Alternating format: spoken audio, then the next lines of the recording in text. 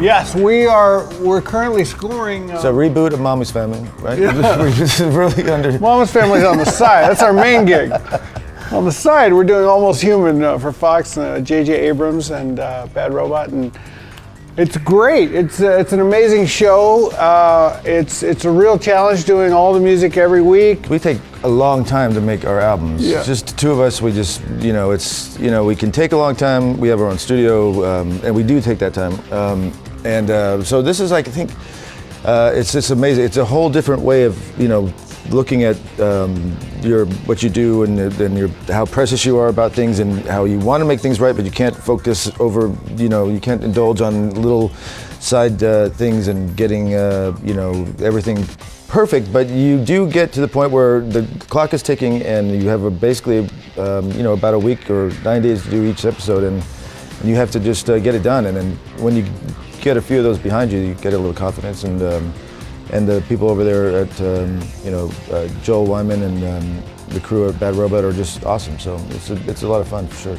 Amanda, who's she should work at our management office. Yeah. She's a friend. She watches my kids every once in a while. She's a wonderful girl, and she went to a new management company, and they look after a few artists. I think 303.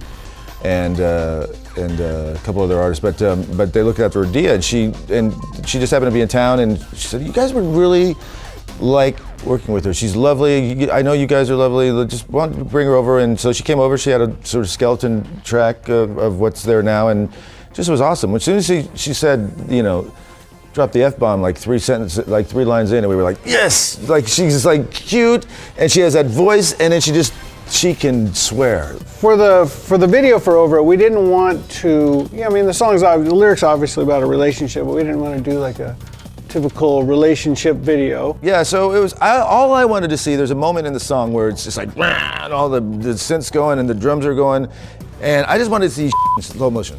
And that's all I wanted to see. I just wanted to see some stuff in slow motion and I'd be happy. So it was like, okay, so how we get this happening?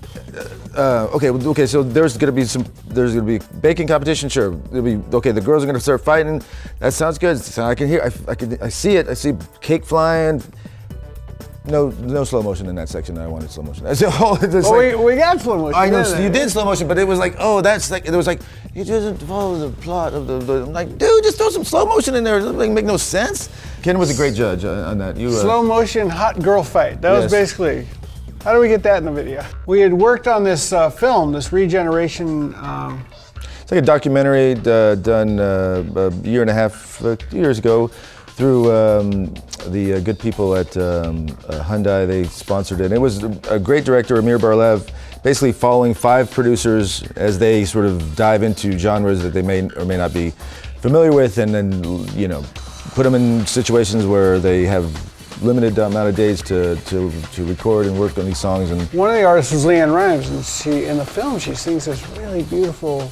Yeah, it's just her in the studio, and the camera's just in with her and the mic, and she's just, she goes, okay, do that vocal, and she did it just. It's like, oh my God, it sounds so great. I happened to run into her on a plane to Denver, and had the sort of skeleton track with us, and gave it to her on a USB stick, and just said, see what you think and get back to us. And she came back with, a song, and we recorded in our studio with her writing partner and producer. She likes to hold the mic, and so we've got a big vocal mic, Neumann TLM 103, but whatever. So it's hanging on the shock, one of those shock mount things, and it's hard to hold. So we switched mics. She wanted to hold. She ended up like.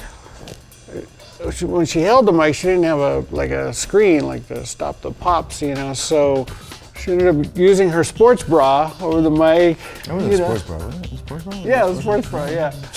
And singing, kind of laying on the floor, singing, it was pretty amazing. She did a really great job there.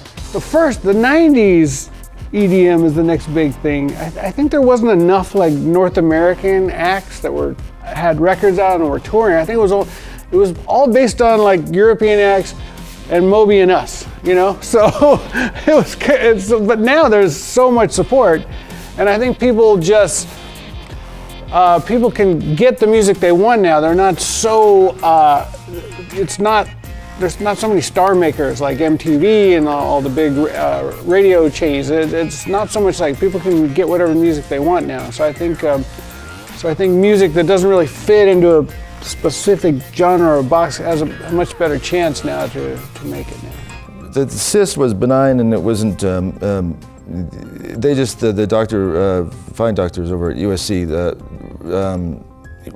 Dr. Chen recommended taking it out because it wasn't an area, and it had probably been there since my developmental stage. But no, I just appreciate the fact that we know small part to what Ken's patience and his determination to my health, and our band we got through that, and we were able to get back in the studio and do the record that we wanted to make, and we'd had to postpone some dates and do some things that was was weighing on me pretty heavily. When I got the infection and I was back in the hospital, it was like, everybody it was the right thing to do, just heal and take some time off, and so I wouldn't go through that particular pain again. The whole thing with the spinal tap and the Frank, I always forget about the spinal tap. Yeah, the spinal tap.